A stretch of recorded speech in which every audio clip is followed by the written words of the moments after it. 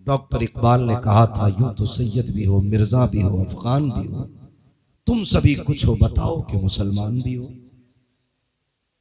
ये बहुत बड़ी बात डॉक्टर इकबाल ने कही थी, बुरा ना मानना। आज सिर्फ टोपी लगा करके बंदा जन्नती होना चाहता है। कुछ लोग ये सोचते हैं हम पीली टोपी लगा लें, हमें नमाज की जरूरत नहीं, हमने हरा रुमाल डाल लिया, अब हमें किसी चीज की जरूरत नहीं, हमने फला कपड़ा पहना है, अब कुछ और नहीं चाहिए। तेरा जाहिर कुछ भी हो, लेकिन तेरे बातिन से मुस्तफा की मोहब्बत की खुशबू आनी चाहिए। बेशक बेशक, मैं दावे के साथ ये बात कह सकता हूं, अगर हमारा किरदार मुस्तफा के किरदार के मुताबिक ना हुआ तो ये रंग रखे रह जाएंगे, ये कलर भी रखे रह जाएंगे। ये कलर तभी काम आएंगे जब अंदर का कलर मुस्तफा वाला हो जाएगा। बेशक बेशक। हाँ, आज कोई बंदा ऐसा नहीं जो ये ना कहे मैं जन्नती हूं। हर शख्स का दावा है मैं जन्नती हूं। अगर पूछा जाए अपने अमल गिना जन्नती वाले, तो शायद अक्सर गर्दन झुका के रह जाएंगे, क्योंकि अमल तो कुछ किया ही नहीं, सिर्फ एक ही दावा है जन्नती है। भाई ये सब अपनी जगह है, अल्लाह अपने करम से चाहे तो बड़े बड़े पाप बख्श दे, लेकिन बंदों की भी जिम्मेदारी बनती है कि वो अपने आप को बदलें। अगर आप अपने आप को नहीं बदलेंगे तो फिर आप किधर जा रहे हैं? खुद सोचे। मैं नौजवानों से अगर बात करूं, आज लोग कहते हैं हमने तरक्की की है। क्या तरक्की की? कहने लगे पहले ऊंट घोड़ों पे चलते थे, अब 150 की स्पीड की गाड़ियां आ गई। जो सफर पहले महीनों में तय होते थे अब वो घंटों में तय हो जाते। जो सफर घंटों में तय होते थे अब वो मिनटों में तय हो जाते। बहुत तरक्की की, इंसान चांद पे चला गया। मैंने कहा बेशक चांद तक गया है, मगर एक बात बता, कल के इंसान में और आज के इंसान में इतना फर्क है। वो चिराग में रहता था, लेकिन अंधेरों में उसे मंजिल के रास्ते मालूम थे। लेकिन आज रोशनी इतनी हो गई है कि इसकी चकाचौंध में हम मंजिल के रास्ते भूल चुके हैं। ये कड़वी सच्चाई है। कहते लोगों ने कितनी तरक्की की, पहले टाट का लिबास पहनते थे, आज कपड़े की इतनी वैरायटियां हो गई कि पहनने वाले कम, कपड़े की वैरायटियां ज्यादा। मैंने कहा यार वो टाट का लिबास बेहतर था जो किसी का खून जला के नहीं पहना जाता था। वो मोटे कपड़े बेहतर थे जो किसी का हक मार के नहीं पहने जाते थे। तुम कहते हो तरक्की की है हमने, कौन सी तरक्की की? उस अंधेरे में लोगों को भाई का हक मालूम था, उस अंधेरे में बेटे को बाप की कदर आती थी, उस अंधेरे में माँ बेटी की कदर करती थी, बेटी माँ का एहतराम करती थी। लेकिन आज के उजाले ने क्या दिया? बाप बेटे की इज्जत करने तैयार नहीं, बेटा बाप की कदर करने तैयार नहीं, माँ बेटी को मोहब्बत से देखने तैयार नहीं, बेटी माँ का एहतराम करने तैयार नहीं। किस तरक्की की बात करते हो तुम? वो तरक्की जहां लोगों ने टाट से मखमली लिबास तक आ गए, जहां जमीन से उठ करके चांद तक आ गए। तुमने कहा ये तरक्की है, मैंने कहा ये तरक्की नहीं है। अगर तुम्हें लगता है ये तरक्की है, हॉस्पिटल के अंदर जाकर के देखो, सगा भाई भर्ती है, एक भाई पे दवा के लिए पैसे नहीं है, दूसरा होटलों में जाकर दावतों की मौज मार रहा है, सगी बहन के लिए, बेटी के रिश्ते के लिए पैसा नहीं है, भाई शराब के नशे में मौज कर रहा है। किस तरक्की की बात करते हो तुम, जहां बहनों का हाल पूछने वाला कोई नहीं और ये जवान अय्याशी के नशे में डूब जाए। तुम कहते हो ये तरक्की है, तरक्की ये नहीं है, बल्कि तरक्की तो ये थी कि डॉक्टर इकबाल ने कहा था कि मोहम्मद से वफा, तूने तो गम तेरे है, ये जगह चीज है क्या लोगों कलम तेरे। वाह वाह वाह, क्या बात है। नारे तकबीर, नारे रिसालत, मसलके आला हजरत, उलमाए अहले सुन्नत, मुफ्ती हम्मा साहिब क़िबला, नारे तकबीर। मुझसे कोई ये उम्मीद लेके ना बैठे ये जन्नती बना के जाएगा। सुन, जन्नत मेरे बाप की नहीं, जन्नत रसूल पाक की है। बेशक। और कोई मौलवी जन्नत 500 में बेच रहा हो तो मुझे भी उसका एड्रेस दे, किसे नहीं चाहिए इतनी सस्ती जन्नत? जन्नत इतनी सस्ती नहीं है। याद है, शहादत गए उल्फत में कदम रखना है। लोग आसान समझते हैं मुसलमान होना, क्या समझ रखा है इस्लाम को? थाली का लुकमा। मेरे भाई बदलो अपने आप को, बदलो। कितना दूर अजीब आ गया, खुद फैसले करो। मेरी बात अगर समझ में ना आए तो वापस कर देना। पहले जब बेटियां रुखसत होती थी ना, तो घरों में कई कई दिन खाने नहीं बनते थे कि बेटी जा रही है। आज जिस घर में बेटी रुखसत होती है ना, 3 दिन पहले से डीजे बजता है जी। हाँ, डीजे बजता है, भाई मौज में रहता है। बहन की शादी, कल बेटियां रुखसत होती थी, ऐसा लगता था जनाजा निकला है। आज बेटियां रुखसत होती है तो कौन सा सितम घर में नहीं करते हो?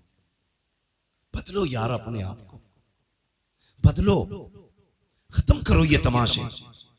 तुम्हें पता है, तुम्हें इसलिए नहीं मारा जा रहा है कि तुम कादरी हो, इसलिए नहीं मारा जा रहा है कि तुम सिर्फ चिश्ती मारे जाएंगे, सिर्फ रज़वी मारे जाएंगे। हाँ, जो वारसी होगा नहीं मरेगा। इसलिए नहीं मारा जा रहा है कि चलो ये मदारी है, इसे छोड़ दो। तुम्हें इसलिए मारा जा रहा है, या तो तुम्हारे नाम के आगे मोहम्मद लगा है, या नाम के आखिर में अहमद लगा है। जी बेशक बेशक। अगर अब भी नहीं समझे तो अब समझाने तुम्हें जिब्रील नहीं आएंगे। ये घरों के झगड़ों से निकलो, मामला उम्मत का है। अपने हक के लिए खड़े हो, उम्मत के लिए खड़े हो।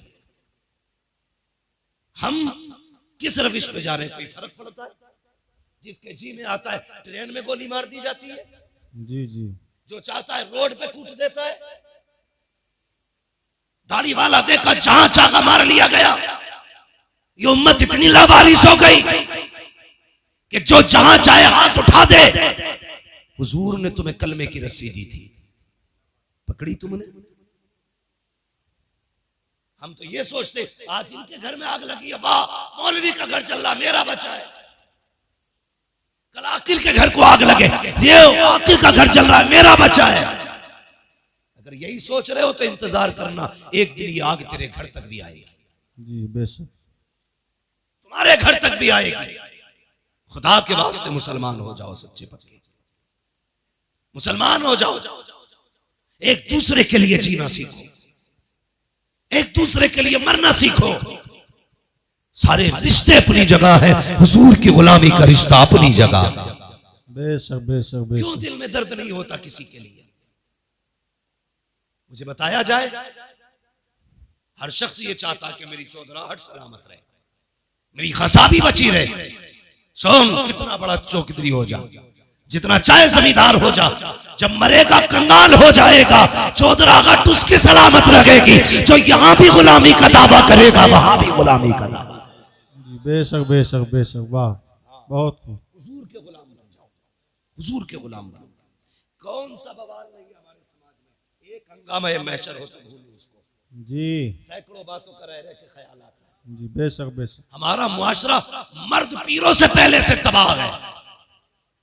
अब तो औरतें पीर बन के निकल गई। हाँ, पहले के आतंक मियाओं के कम थे, अब औरतें मियां बन गई। एक दिन आगरे से फोन आता है कि हमारे यहाँ एक खातून है, वो लोगों को इलाज भी कर रही है, मुरीद भी कर रही है। बताइए, हमारी कौम औरतों के आगे झुक जाती है जाकर के। हमें तो इतना भी नहीं पता औरत की अपनी हद क्या होती है, उसका अपना मकाम क्या होता है। लोग कहते मौलाना उस पे ऊपर के आया करते हैं, उस पे दाएं से आया करते हैं, बाएं से आया करते हैं। ओ हया कर, शर्म कर, जिसे दीन नहीं आता उसे कुछ भी नहीं आता। रह गई इलाज की बात, दावे के साथ कहता हूँ, मेरे सर का दर्द काट के दिखा, जिंदगी भर गुलामी करूंगा। और अगर नहीं कर सकता तो आज तू भी ये कहते मैं मुजरिम हुआ का मुझे साथ ले लो कि रास्ते में है जा बचा थाने वाले। नारे तकबीर, नारे रिसालत, मसलके आला हजरत, आमदे मुस्तफ़ा कॉन्फ्रेंस, मुफ्ती हम्माद रजा साहिब क़िबला। नारे तकबीर, नारे रिसालत। बगैर तो ने इस्लाम की खेल बना दिया इस्लाम को। ये इस्लाम तुम्हारे बाप की जागीर नहीं, ये इस्लाम फातिमा ज़हरा के बाबा की जागीर है। बेशक बेशक। दीन को सलामत रखो, बदलो अपने आप को। समाज इतना गंदा, ये पैसा सिर्फ सब कुछ पैसे के लिए हो रहा है, सब कुछ पैसे के लिए। इज्जतें लोग बेच रहे हैं पैसे के लिए। हाँ, ये ठग विद्याओं के खेल पैसों के लिए। आंख बंद होगी तो बताओ कोई कब्र में लेके गया, कोई लेके जाएगा? सारे बोले लेके जाएगा, कोई नहीं लेके जा सकता ना। सारा झगड़ा यही तो मसला है, बस दौलत आ जाए, हराम की आए या हलाल की। कोई रूल नहीं चलता, कुछ नहीं आता, तो मियाँ बन के बैठ गए, बाबा बन के बैठ गए, ठगा जा रहा ठगा। हमारी कौम कितनी सादा है, कहती बड़ा पहुंचा हुआ। जो ये कह देना झूठा, रहमान साहब तुम पे 5 का साया, तो कहेंगे ये बहुत पहुंचा हुआ आदमी है, इनने पकड़े मेरे 5, इसने पकड़े। उतारेगा कौन कि भाई ये मैं नहीं कर सकता? अबे जानवर जब बताए तूने तो उतारेगा कौन? तेरा बाप। 5 बता तू रहा है तो उतार भी तू। जी बेशक। अगर हम बताएंगे तो उतारने का तरीका भी हम बताएंगे। जी बेशक बेशक। जितने भूत भूतनिए हो सब लेके आ और पूछ इन उलमा से ये कैसे उतरेंगे। ये कहेंगे ना जा 40 दिन चिराग जलाने, मत जा किसी पीर की चौखट पे झाड़ू लगाने, अपनी बेटी से के फजर की नमाज पढ़, सूरह यासीन लेके बैठ जा, मगरिब की नमाज पढ़, सूरह मुल्क लेके बैठ जा। अगर 40 जिन्न भी होंगे, खुदा ने कुरान में वो ताकत रखी है, 40 मियाँ मिलके जिस जिन्न को नहीं उतार सकते, सूरह यासीन 40 जिन्नों को अकेले उतार सकते। वाह वाह वाह वाह वाह, क्या बात है, वाह वाह वाह, बहुत बहुत माशाअल्लाह। आता किसे कुरान है? कह रहे हजरत 17 उम्रे करें इस महीने साल में, 17 उम्रे करें। और यूं है चल उम्रे करे कि हाँ मैंने कुरान सुना। नमाज में कितनी सूरतें पढ़ता है? भाई बस कुछ नहीं, कुल वल्लाह से ही काम चलाता हूं। ईशा की 17 में कुल वल्लाह पढ़ा के बस।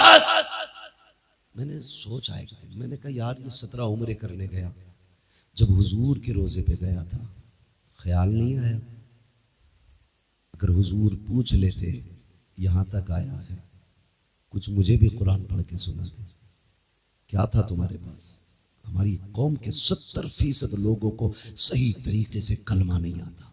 जी 70% लोगों को सही तरीके से कलमा नहीं आता।